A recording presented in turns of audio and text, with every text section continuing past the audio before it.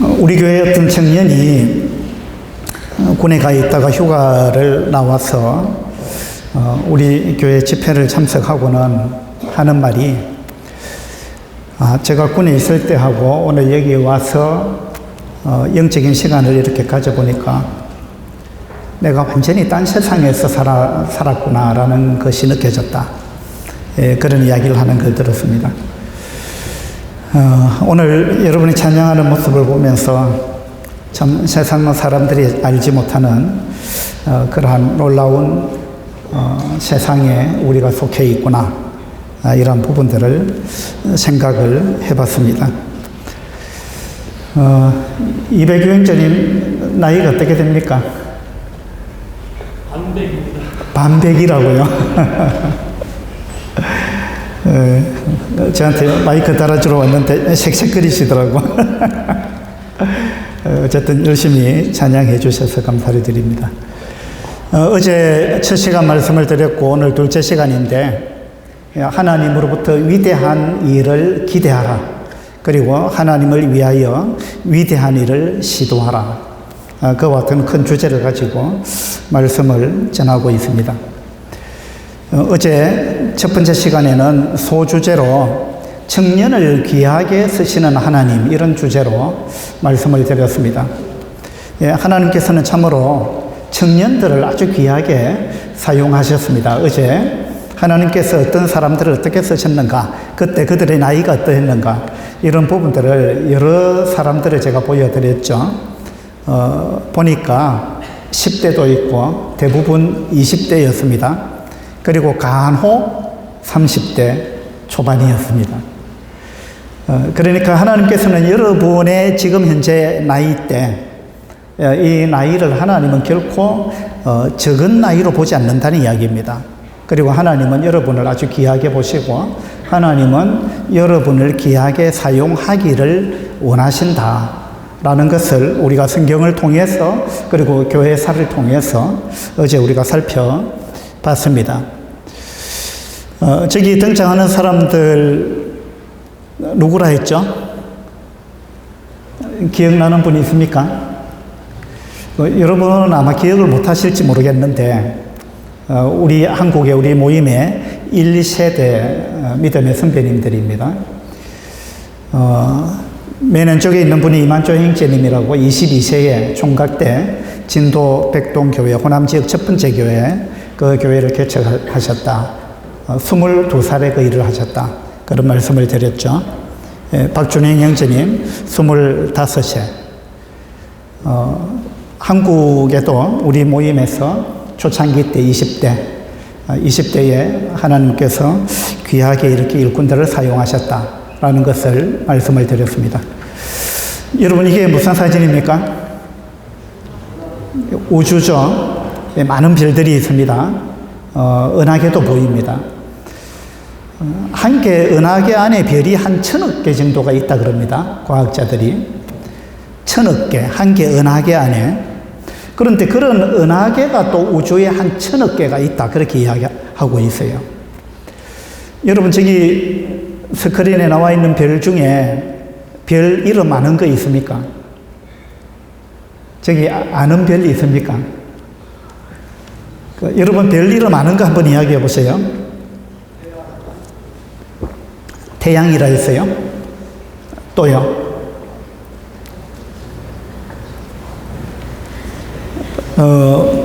우리 집 바깥에서, 우리 집 앞으로 산 밑에 있는데, 밀양은 공기가 아주 맑아요. 바깥에 나와서 밤하늘을 쳐다보면 별이 많이 있습니다. 그 중에서 제가 별 이름을 아는 것이 한 4대까지가 돼요. 북극성이 보이고, 북두칠성이 보이고, 카시오페아, 또 오리온, 뭐 이런 자리가 보입니다. 그 정도는 제가 별 이름을 기억해요. 여러분은 그 이상 기억하는 별 이름이 있습니까? 그리고 하늘에 별이 몇 개나 되는지 세어보신 적이 있습니까?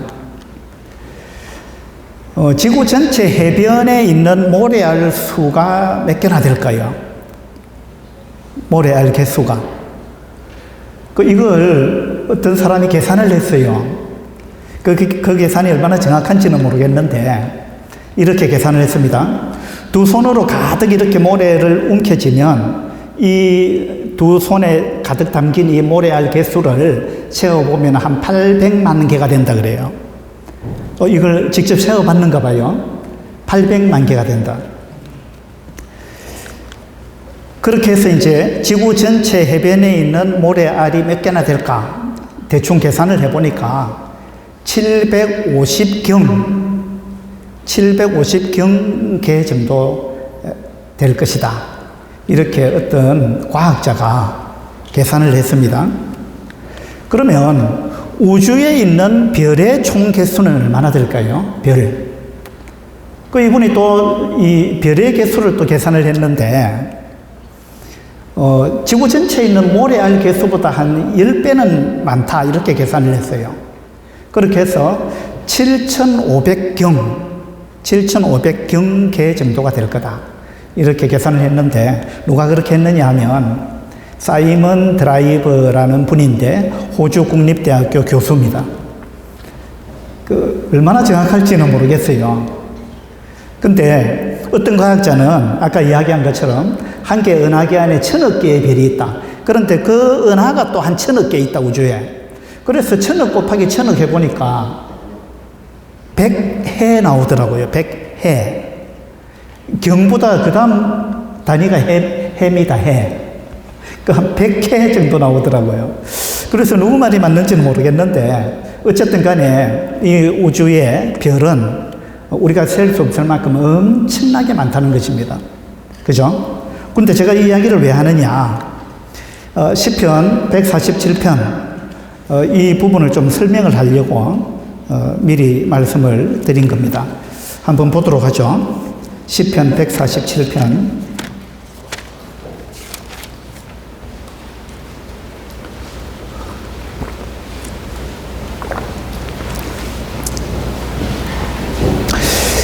(147편) 1절입니다. 할렐루야, 우리 하나님을 찬양하는 일이 선함이요 찬송하는 일이 아름답고 마땅하도다. 여호와께서 예루살렘을 세우시며 이스라엘의 흩어진 자들을 모으시며 상심한 자들을 고치시며 그들의 상처를 쌓아매시는도다.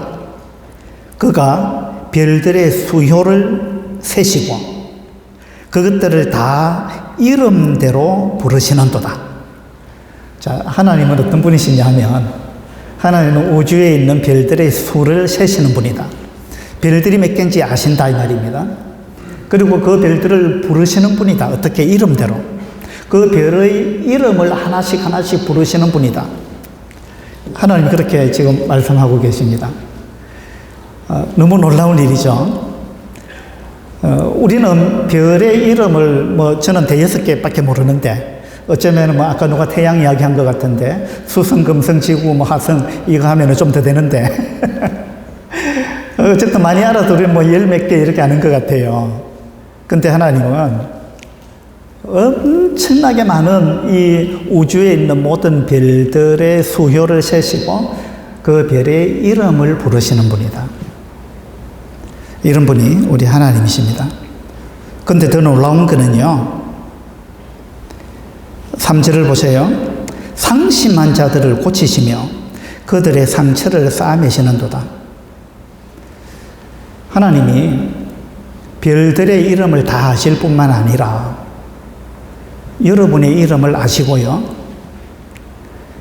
여러분이 어떤 상처를 갖고 있는지 아신다 그 말입니다. 여러분이 지금 어떤 고민을 하고 있는지, 무엇 때문에 힘들어하는지, 무엇 때문에 낙심해 있는지, 무엇 때문에 열등감에 빠져 있는지 등등 그 모든 것을 하나님이 다 아신다는 거예요. 그 말씀을 하시기 위해서 하나님이 지금 하나님은 별들의 이름을 부르시는 분이다 이 말씀을 하셨습니다. 내가 모든 별의 이름을 다 안다. 그러니까 너희들도 내가 다 알고 있다. 너희의 이름도 알고 있다. 너가 어떤 아픔 가운데 있는지 내가 알고 있다. 무엇 때문에 힘들어하는지 내가 다 알고 있다. 그 상처를 내가 싸매는 사람이다. 싸맬 수 있는 그렇게 하는 존재다 내가. 하나님께서 그렇게 말씀하시는 거예요. 예수님이 이 땅에 오셔서 말씀하셨어요. 공중의 새를 보라. 심지도 않고 거두지도 않고 창고에 모아들이지도 아니하는데 너희 하늘 아버지께서 돌보신다. 너희는 그것들보다 귀하지 아니하냐? 그것들보다 귀하지 아니하냐? 하나님이 공중의 모든 새들을 돌보신다는 겁니다. 이 우주에, 이 지구상에 새들이 얼마나 많겠습니까? 하나님이 그 새들을 다 돌보신다고 말씀하셨어요.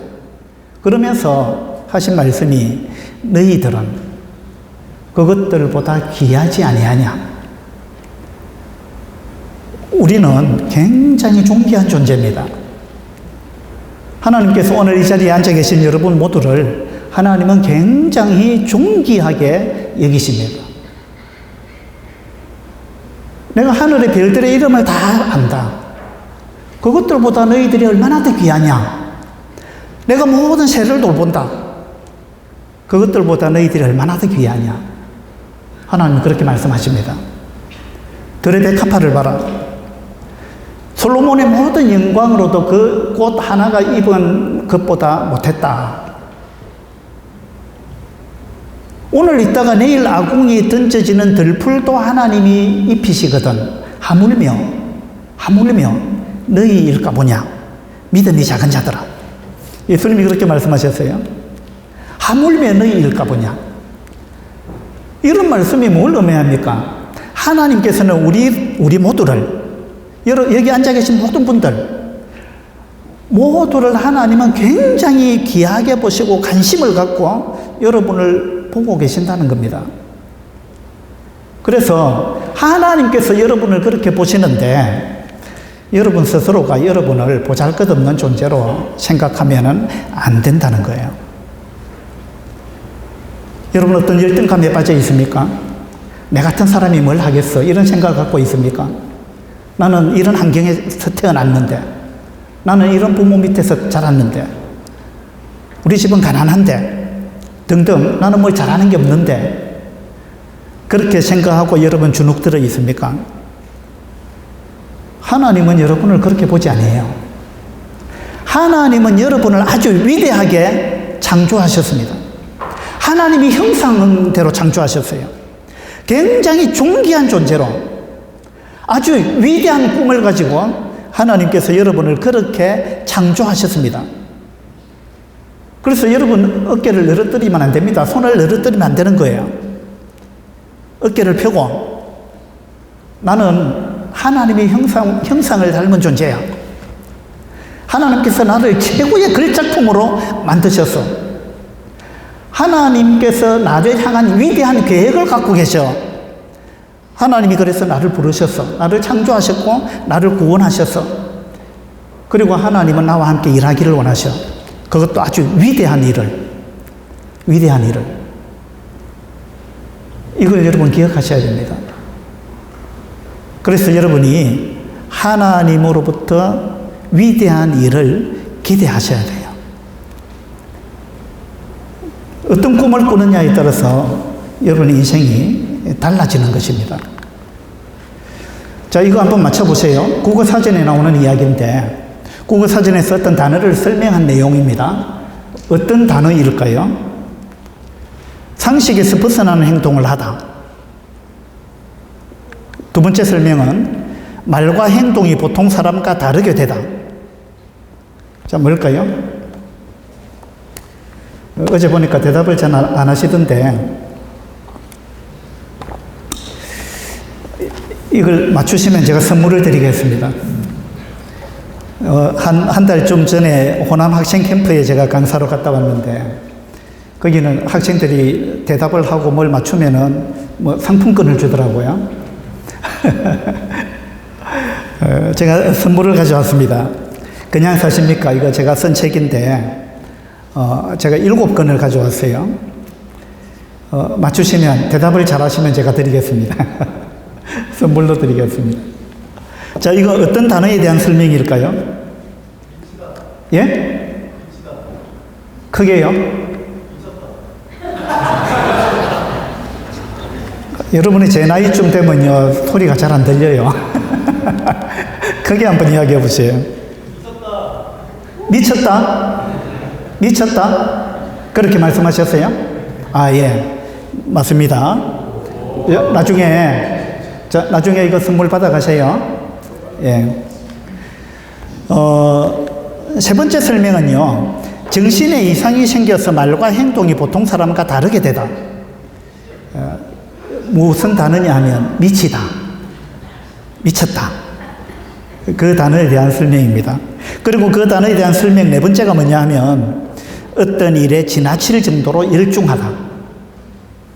이게 다 미치다라는 단어에 대한 뜻입니다. 여러분 미쳐보신 적 있어요? 미쳐보신 적 있느냐고요? 무언가에 미쳐본 적이 있습니까? 대답하면 이거 드린다니까요.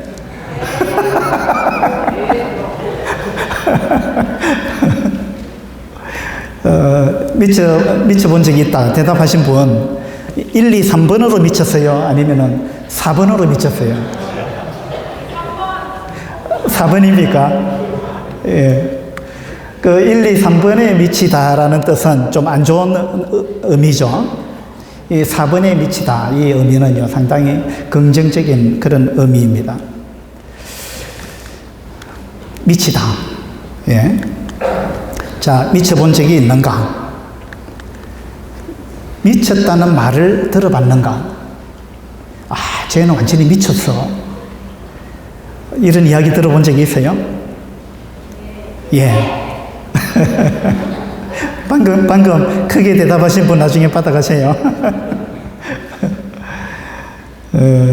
성경에도요, 미쳤다라는 말을 들은 사람이 있어요.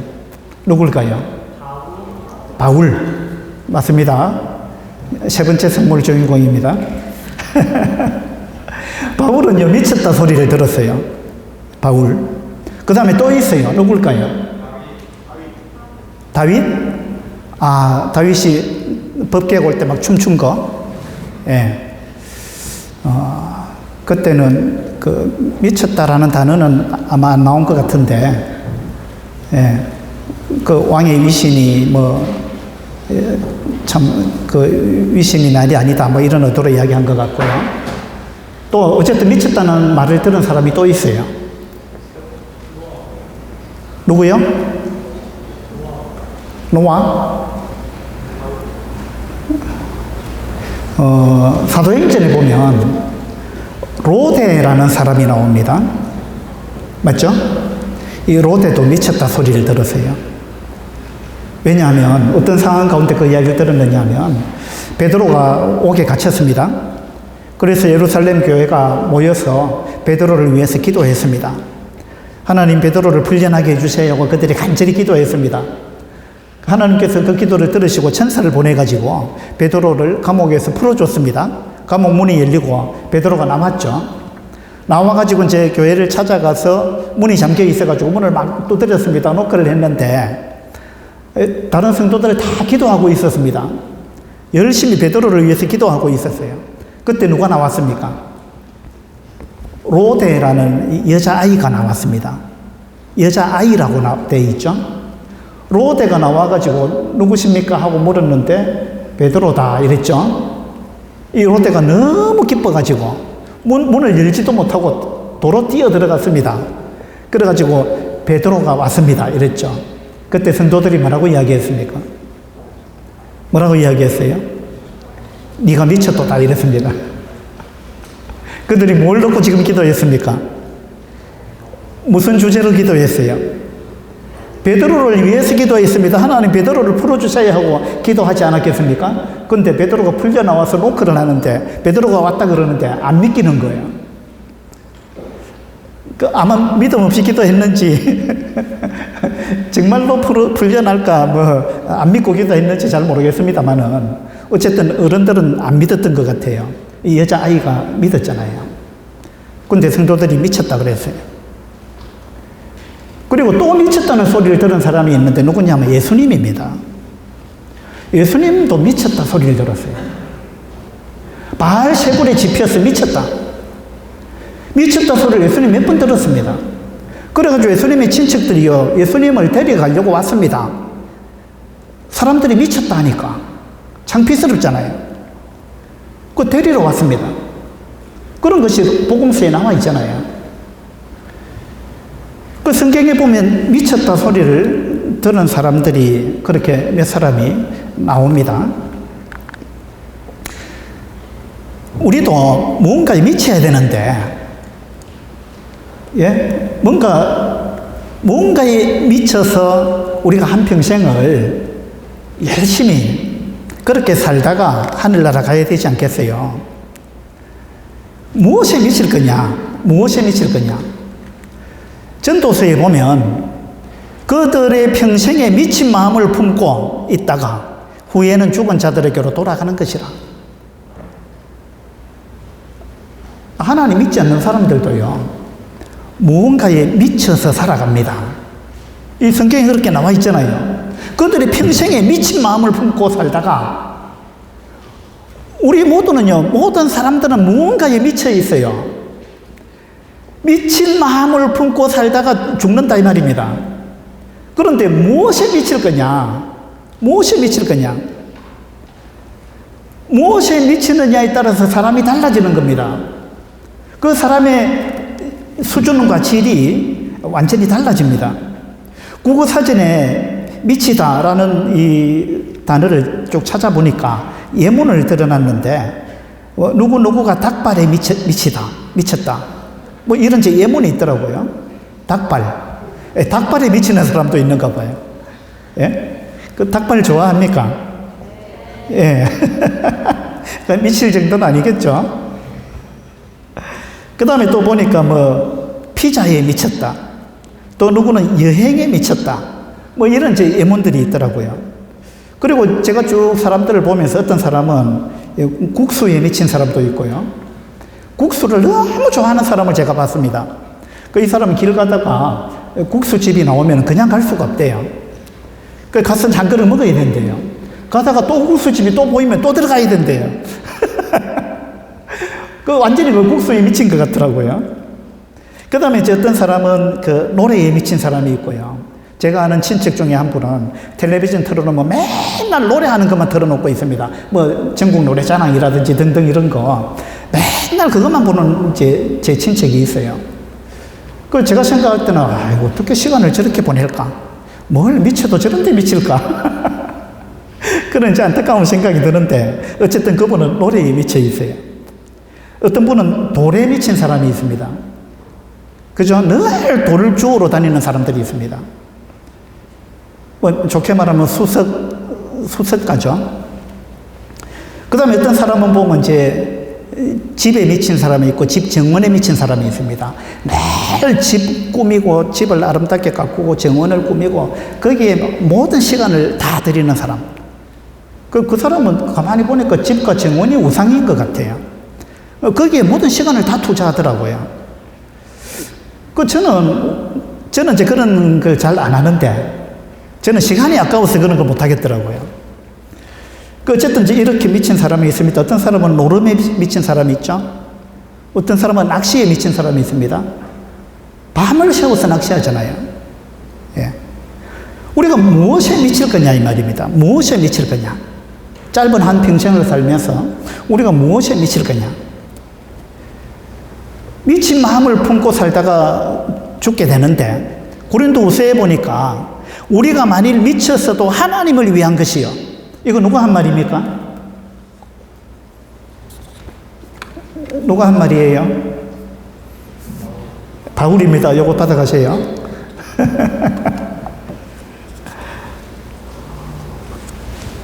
바울이 이 이야기를 왜 했겠습니까? 바울도 미쳤다 소리를 들었기 때문에.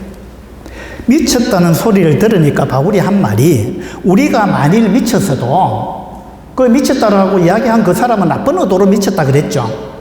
바울이 하는 말은, 대답하는 말은, 내가 어떻게 보면 미친 게 맞다. 그런데 내가 미쳐도 너희들이 말하는 그런 식으로 미친 게 아니다. 나는 하나님을 위해서 미쳤다. 바울이 그렇게 이야기한 겁니다. 무엇을 위해서 미치느냐? 무엇에 미치느냐? 이건 대단히 중요한 겁니다. 우리가 미쳐야 할 곳에 미치지 못하면은 엉뚱한 것에 미칩니다. 진짜로 미쳐야 될 게 있어요. 진짜로 미쳐야 될 것을 발견한 사람은 행복한 사람입니다. 그 사람은요, 인생이 지루하지가 않습니다. 인생이 즐거운 거예요. 아무리 힘든 일을 해도 그것에 자기가 미쳐 있다면, 올바로 미쳐 있다면 그 사람은 그 힘든 것이 즐거운 거예요. 인생이 지루하지가 않습니다. 진짜로 미쳐야 될 것, 올바른 것에 미친 사람은 그런 거예요. 구약의 사울은요, 구약의 사울은 다윗을 죽이려는 그 미친 마음을 품고 살았습니다. 그렇게 해서 그 미친 마음으로 인해서 인생을 허비했던 사람입니다. 그런데 신약의 사울, 자, 구약의 사울은 그랬습니다. 신약의 사울은 무엇에 미쳤어요? 신약의 사울, 바울이죠. 바울은 복음에 미친 사람입니다. 복음에 미쳐서 바울은 자기 일평생을 불태운 사람이에요. 우리가 잘못된 것에 미치면 자기 인생을 허비하게 되는 것이고요. 올바른 것에 미쳐야, 정말 미쳐야 할 것에 미친 사람은 자기 인생을 정말 불태우다가 그렇게 하나님 앞에 가는 거예요. 여러분, 무엇에 미칠 겁니까? 여러분, 미쳐본 적이 있습니까? 지금 현재 미쳐 있습니까? 무엇에 미쳐 있습니까? 나는 짧은 인생을 어떻게 살 것인가? 이 부분을 오늘 우리가 생각하는 그런 시간이 되면 좋겠습니다. 자, 이거 맞추시면 선물 드리겠습니다. 한번 읽어보세요.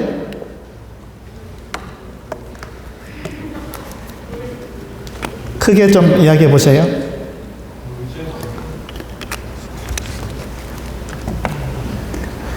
불광, 불급. 해석하실 수 있는 분. 미치지 못하면 미치지 못한다. 예? 미치지 못하면 미치지 못한다. 아, 미치지 못하면 미치지 아니하면 미치지 못한다. 맞아요. 와, 대단합니다. 나중에 받아가세요. 자, 미치지 아니하면 미치지 못한다. 그럼 앞에 미친다는 말하고 뒤에 미친다는 말하고 다르죠? 뒤에 저 글자는 도달할 급, 미칠 급, 거기에 도달한다, 이런 의미의 급자예요. 그러니까 내가 무언가에 정말 미치지 못하면 거기에 도달하지 못한다. 어디에 도달하지 못하는 거예요? 위대한 일. 하나님으로부터 위대한 일을 기대하라. 그리고 하나님을 위하여 위대한 일을 시도하라. 하나님은 우리를 위대한 인생을 살도록 창조하셨고 부르셨습니다. 그런데 우리가 위대한 일을 하기 위해서는, 그 위대한 일을 이루어내기 위해서는 그 위대한 일에 우리가 미쳐야 한다는 거예요. 여러분, 그렇게 살고 싶습니까? 아니면은, 나는 막 대충 살 거야, 그렇게 생각하십니까? 어느 쪽이에요? 어느 쪽입니까? 난 대충 살 거야. 손 들어보세요. 아니면, 나 정말 열정적으로, 정말 하나님께서 나한테 보여주신 그 꿈과 비전을 쫓아서 내가 미친 듯이 살다가 하나님께 갈 거야. 그렇게 생각하시는 분 손 한번 들어보세요. 예, 좋습니다. 많은 분이 손 드셨어요. 손 안 드신 분들도 제보 됩니다. 예. 대충 살면 편하지 않겠느냐? 편한 거 아니에요. 그렇게 미친 듯이 살면 얼마나 힘들겠느냐? 힘들지 않습니다. 미친 사람은 재미있다니까요. 정말 제대로 미친 사람은 그 재미있다니까요. 그게 인생을 사는 맛이에요. 그래서 여러분이 지금 이 젊은 나이에 하나님을 만나시고 그리고 하나님으로부터 위대한 비전을 갖게 되시기를 바랍니다. 그래서 그 위대한 일을 위해서 여러분 제대로 미쳐야 돼요. 그렇게 해서 하나님께 마음껏 쓰임받고 하나님께서 여러분을 마음껏 사용하시고 그렇게 해서 하나님이 계획하신 위대한 일들을 하나님과 함께 이루다가 그 일을 완성하고 하나님께서 여러분에게 맡기신 사명, 그 사명을 완수하고 하나님 앞에 가서 하나님께 칭찬받는 그런 여러분들이 다 되길 바랍니다. 잘하였도다. 착하고 충성된 종아. 잘하였도다. 하나님 앞에 가서 우리가 그런 칭찬을 받는 사람이 되면은 좋겠다. 그런 생각이 듭니다. 삶이 시큰둥한 사람은요, 꿈이 없어서 그래요. 비전이 없어서 그래요. 그리고 열정이 없어서 그렇습니다. 무언가에 미치지 못해서 그렇습니다. 미쳐야 미친다.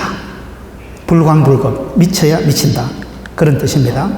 열심히 하지 않으면 최고가 될 수가 없습니다. 좋은 것은 위대한 것의 적이다. 이런 말이 있습니다. 좋은 것은 위대한의 적이다. 적. 무슨 말이냐면, 좋은 게 좋은 거지. 대충 살자. 이렇게 생각하는 거. 그런 사람은 절대 위대한 것에 도달할 수 없습니다. 좋은 것이 좋은 거다. 좋은 게 좋은 거다. 그냥 그렇게 살자. 넘어가자. 대충 하자. 그건 위대함의 적이에요. 위대함은요, 평범을 거부하는 겁니다. 무언가에 미친 사람은 평범을 거부하는 사람이에요. 그래서 여러분이 그와 같은 위대한 비전을 가지고 정말 하나님께 귀하게 쓰임받는 그런 우리 청년들이 다 되면 좋겠습니다. 저는 대학생 때 주님을 영접했습니다. 주님을 영접하고 제가 가진 꿈은 소원이라 할까요? 그것은 제가 주님을 딱 영접하고 나서 주님께 그런 기도를 드렸습니다. 주님, 이제 저의 인생의 방향은 정해졌습니다. 저는 주님을 위해서 그리고 복음을 위해서 살겠습니다. 하나님, 나를 그렇게 사용해 주세요. 제가 주님 믿고 그 기도를 드렸습니다. 여러분이 주님을 영접하셨다면 주님 안에서 꿈을 꿔야 됩니다. 지금 제가 돌이켜 생각해 보니까 그때 내가 좀 더 큰 꿈을 꿨어야 되는데 그런 생각이 들어요. 김선호 인재님 정도로 제가 큰 꿈을 꿨어야 되는데 그런 생각이 들어요. 지금 말씀을 듣고 계신 여러분들 젊잖아요. 하나님 안에서의 위대한 꿈을 꾸셔야 됩니다. 그러면 김선호 형제님보다 훨씬 더 하나님께 귀하게 쓰임받는 그런 분들이 되실 거예요. 나중에 세월이 지나가지고 오늘 여기 앉아 계셨던 분들 중에 많은 분들이 하나님께 정말 위대하게 쓰임받는 그런 모습을 보기를 저는 기대합니다. 제가 아까 앉아서 그런 기도를 드렸습니다. 하나님, 여기 앉아서 하나님을 찬양하고 있는 이 청년들 얼마나 귀한 존재들입니까? 하나님, 이 청년들 귀하게 사용해 주세요. 아주 위대하게 사용해 주세요. 아주 세계적인 인물이 되게 해주시고 하나님이 정말 마음껏 사용하셔서 위대한 일을 이들을 통해서 이루어 주십시오. 제가 그 기도를 드렸습니다. 여러분이 나중에 그렇게 된 모습을 제가 이제 나이 많이 들어서 그런 부분을 보게 되기를 바라고, 제가 또 하늘나라 가게 되면 하늘나라에서 여러분들이 그런 모습을 보게 되면 오늘 이 자리가 참 의미 있는 자리였다. 제가 그런 생각을 하게 될 것 같습니다. 그렇게 되기를 바랍니다. 자, 이런 시가 있습니다. 연탄재 함부로 발로 차지 마라. 너는 누구에게 한 번이라도 뜨거운 사람이었느냐? 멋있는 시 아니에요? 예, 이거 누가 지은 시일까요? 예, 안도현 시인이 지은 시인데 시의 제목은 너에게 묻는다, 이런 시입니다. 연탄재 함부로 발로 차지 마라. 너는 누구에게 한 번이라도 뜨거운 사람이었느냐? 이 연탄은 치열한 삶을 살고 지금 연탄재가 됐다. 뜨겁게 살았다. 자신을 뜨겁게 불태웠다. 그리고 이렇게 하얀 연탄재가 됐다. 이 하얀 연탄재 쓸모없다고 발로 차지 마라. 너는 이 연탄처럼 뜨거운 적이 있었느냐? 그 이야기예요. 여러분 어떤 삶을 살고 싶으세요? 정말 저 연탄재처럼 내 생애를 그렇게 완전히 불태워서 하나님께 드리고 하얀 연탄재로 내가 하늘나라 가고 싶다. 그렇게 살고 싶습니까? 아니면 불타다가 만연탄이 있어요. 여러분 연탄 보신 적 있는지 모르겠어요. 예, 연탄 모르는 분도 계실 것 같은데 저는 옛날에 연탄을 떼봤어요. 근데 잘못하면 연탄이 타다가 중간에 꺼져버려요. 그렇게 되면 이제 굉장히 쓸모없는 연탄이 돼버려요. 그래서 여러분이 완전히 자신을 불태우고 하얗게 연탄재로 남은 그런 인생을 살고 싶습니까? 안 그러면은 불 붙다가 꺼져버린 연탄이 되고 싶습니까? 아니면은 한 번도 불 붙은 적이 없는 연탄으로 그렇게 끝나고 싶습니까? 어떻습니까? 여러분은 어떤 연탄이 되고 싶어요? 이 안도현 시인이 이야기한 것처럼 뜨겁게 그렇게 자기 인생을 치열하게 살고 하나님께 불태워드리고 그렇게 우리가 하늘나라 갈 수 있는 그런 우리들이 되면 좋겠다, 그런 생각이 듭니다. 요한계시록 3장에 보면요, 네가 열심을 내라, 이런 말씀이 있습니다. 열심을 내라. 이거 누구한테 한 말일까요?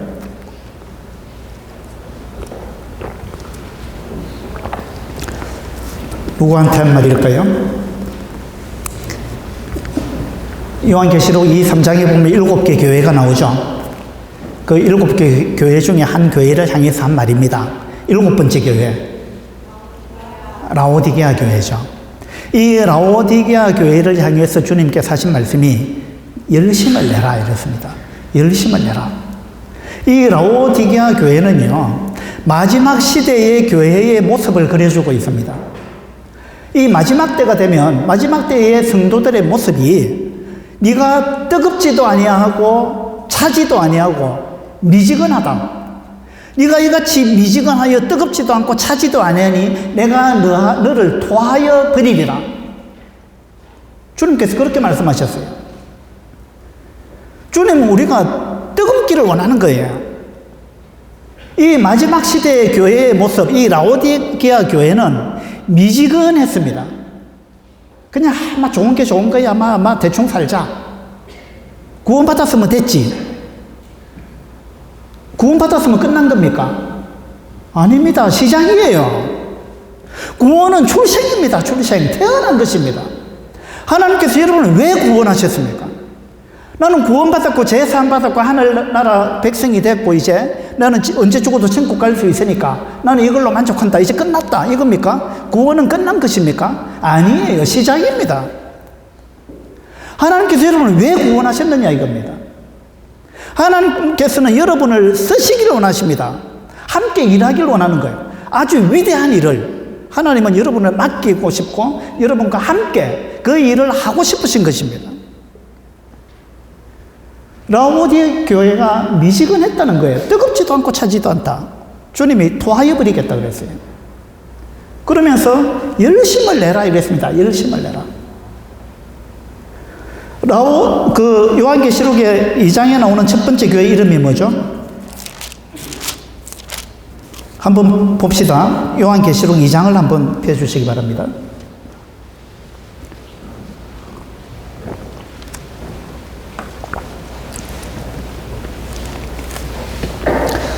요한계시록 2장 1절입니다. 에베소 교회의 사자에게 편지하라. 오른손에 있는 7별을 붙잡고 7 금촛대 사이를 거니시는 이가 이르시되 내가 네 행위와 수고와 내 인내를 알고. 이 에베소 교회는요, 행위가 있었습니다. 수고가 있었습니다. 인내도 있었어요. 그리고 또 악한 자들을 용납하지 아니한 것과 자칭 사도라 하되 아닌 자들을 시험하여 그의 거짓된 것을 네가 드러낸 것과 또 네가 참고 내 이름을 위하여 견디고 게으르지 아니한 것을 아노라. 에베소 교회는요, 행위가 있었습니다. 수고도 있었습니다. 인내도 있었어요. 그리고 거짓 교사가 들어오는가 눈을 부릅뜨고 살폈습니다. 바울이 3차 전도 여행을 하면서 밀레도에서 에베소 교회 장로들을 불러가지고 내가 떠난 후에 사나운 일이가 나타날 것이다. 그래서 이걸 너희들이 조심해서 삼가 살펴야 된다. 그 당부를 했잖아요. 에베소 교회 장로들은 바울의 그 당부로 인해 가지고 우리가 잘못되면 어떡하냐. 우리 가운데서도 그런 사람이 일어날 수 있다는데, 그리고 거짓 교사가 들어올 수도 있다는데, 그래가지고 이 잘못된 것이 들어오지 않도록 눈을 부릅뜨고 살폈습니다. 그렇게 해서 거짓된 걸 드러냈습니다. 그 부분은 참 잘했어요. 그런데 지금 에베소 교회를 향해서 주님이 책망하는 게 뭐냐 하면 4절에 보세요. 그러나 너를 책망할 것이 있나니 너의 처음 사랑을 버렸느니라. 에베소 교회는 열심히 있었습니다. 수고가 있었습니다. 게으르지 아니했어요. 그들의 열정이 있었습니다. 그런데 그들의 열정은 좀 잘못된 열정이었어요. 그들은 처음 사랑을 잃어버렸습니다. 어쨌든 에베소 교회는 열정이 있었습니다. 예루살렘 교회도 열정이 있었습니다. 그들은 어느 누구보다도 열심히 있었습니다. 유대인들의 특징입니다. 하나님을 향한 열심이 그들은 특심했습니다. 바울도 그랬고요. 그런데 그들이 하나님을 향한 지식이 잘못되어 있었습니다. 그런데 어쨌든 간에 열심은 있었어요. 근데 마지막 때 교회의 모습, 라오디게아 교회. 라오디게아 교회의 모습은 열정 자체가 없습니다. 열정 자체가 없는 교회가 되어버렸어요. 이것이 마지막 시대 교회의 모습입니다. 이게 어쩌면 우리들의 모습이 아닌지 우리는 돌아봐야 됩니다. 우리나라가 너무 잘 살잖아요. 선진국이 됐습니다. 부족한 게 없어요. 그러니까 우리는 거기에 만족하고 있는 것 같아요. 우리가 오전에 김건능 그 목사님 간증을 들었잖아요. 그분이 남한에 와가지고 자기가 갑자기 두려움이 생겼다 그랬습니다. 무슨 두려움이 생겼느냐? 내가 이렇게 살아도 되나? 내가 이렇게 살아도 되나? 북한에서는 이렇게 살고 있는데 내가 이 남한에 와서 내가 이렇게 살아도 되는가? 라는 것에 대한 두려움이 생겼다 그랬잖아요. 여러분, 우리도 두려워해야 됩니다.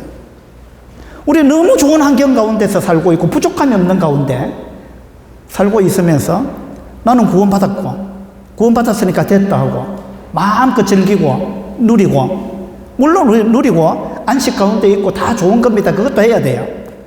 그렇지만 하나님께서 우리를 왜 부르셨는가? 하나님께서 나한테 주신 사명이 무엇인가? 하나님은 나를 통해서 뭘 하기를 원하시는가? 이 부분을 우리가 놓치고 있다면요, 나중에 가서 분명히 후회할 것입니다. 여러분, 여러분의 짧은 인생을 불태우시게 되기를 바랍니다. 하나님께 정말 마음껏 쓰임받고 위대하게 쓰임받고 하늘나라에 들어갈 수 있게 되기를 바랍니다. 로마서 12장을 한번 보도록 합시다.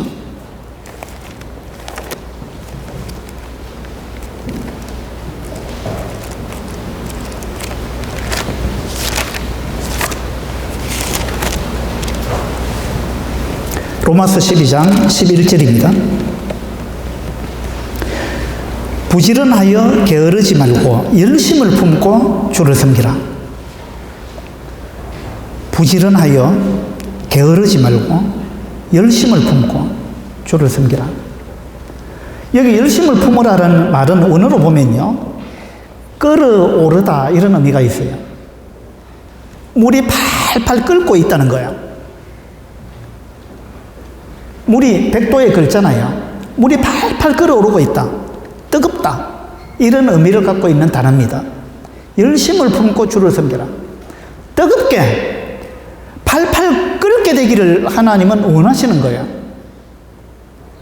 아니 그냥 우리 체온 정도로만 한 36도 정도 돼갖고 막 따뜻하고 미지근하고 그 정도면 좋지. 하나님이 원하는 그게 아니에요. 100도로 팔팔 끓기를 원하신다는 거예요. 부지런하여 게으르지 말고 열심을 품고 주를 섬겨라. 골로새서 1장을 또 한번 보도록 합시다.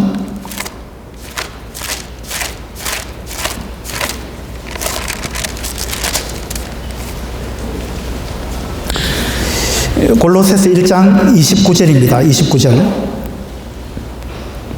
바울이 하는 말입니다. 이를 위하여 나도 내 속에서 능력으로 역사하시는 이의 역사를 따라 힘을 다하여 수고하노라. 이게 바울의 고백입니다. 바울이 어떻게 살았는가? 라는 부분을 우리는 성경을 통해서 많이 볼 수 있는데, 내 속에서 능력으로 역사하시는 이의 역사를 따라, 하나님의 역사를 따라 내 속에서, 여러분 우리가 뜨겁게 살기로 작정하고 큰 비전을 가지고 하나님을 기대하고 그 일을 시도하면 내 속에서 하나님의 능력이 발휘가 되는 것입니다. 내 능력이 아니에요. 여러분 능력이 없습니다. 여러분 속에 계신 성령님의 능력으로 일이 되어가는 것입니다. 내 속에서 역사하시는 이의 역사를 따라 힘을 다하여 수고하노라. 2장 1절에도 보세요. 내가 너희와 라오디게아에 있는 자들과 물은 내 육신의 얼굴을 보지 못하는 자들을 위하여 얼마나 힘쓰는지를 너희가 알기를 원하노니. 바울은요, 힘을 다하여 수고하는 삶을 살았습니다. 정말 바울은 미쳐 있었습니다. 하나님을 위해서 복음에 미친 그런 삶을 살았습니다. 그것이 바울의 삶입니다. 하나님은 이와 같은 사람을 찾고 계십니다. 하나님이 함께 일할 사람을 찾고 계신 거예요. 여러분이 하나님께 그렇게 그런 모습으로 하나님께 발각되기를 바랍니다. 그래서 하나님과 함께 위대한 일을 하시고 그렇게 하늘나라에 들어가면 좋겠다, 그런 생각이 듭니다. 기도하겠습니다.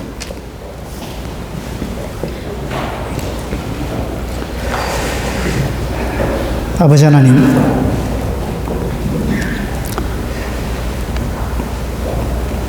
하나님께서 저희들을 어찌 귀하게 보셨는지요. 우리가 무엇이간데 하나님께서 우리를 그렇게 죽도록 사랑하시고 우리를 구원하셨습니까?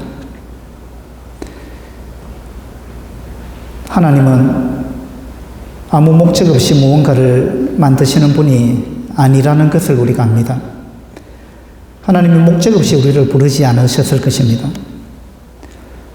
예수님이 이 땅에 오셔서 12제자를 선택하셨는데 그 12제자들도 인간적인 눈으로 볼 때 그들은 참으로 미약한 존재들이고 사람들로부터 주목받지 못하는 그러한 자들이었습니다.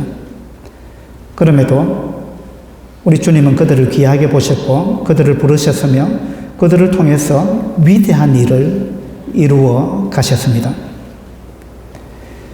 제자들을 선택하셨듯이 하나님은 이 자리에 있는 우리들도 선택하셨습니다. 우리들도 사람들이 볼 때 참으로 보잘것없는 그러한 존재일 수 있습니다. 우리 자신이 볼 때도 그러합니다.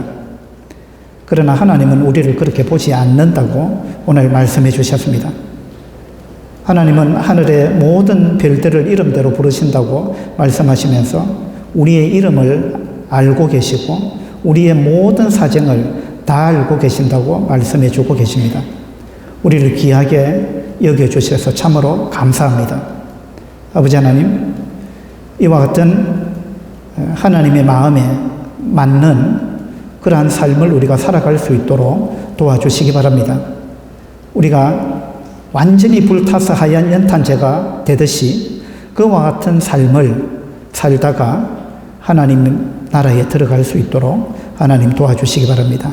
이 자리에 있는 주의 청년들 하나님께서 귀하게 다듬으시고 귀하게 사용해 주시기를 간절히 바랍니다.